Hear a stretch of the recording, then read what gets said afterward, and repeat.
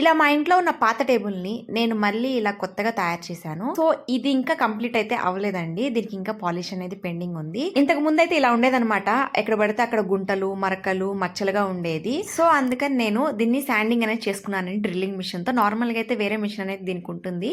నా దగ్గర అయితే అది లేదనమాట. అందుకని నేను డ్రిల్లింగ్ మిషన్ కి సెట్ చేసుకుని దీన్ని శాండ్ పేపరింగ్ అనేది చేసుకున్నాను. ఈ శాండ్ పేపరింగ్ రోల్స్ లో మనకి డిఫరెంట్ టైప్స్ ఆఫ్ నెంబర్స్ ఉంటాయి అనమాట. ఇలా మిషన్ తో పెట్టినప్పుడు మాత్రం మీరు చాలా జాగ్రత్తగా ఉండాలి. ఎందుకంటే లెవెలింగ్ అనేది అటు ఇటు అయ్యే ఛాన్సెస్ అనేది ఉంటుంది. ఇక్కడ నేను రఫ్ నుంచి స్మూత్ దాకా యూజ్ చేశానండి. ఎందుకంటే మాది ఎక్కువ డ్యామేజ్ అయింది కాబట్టి.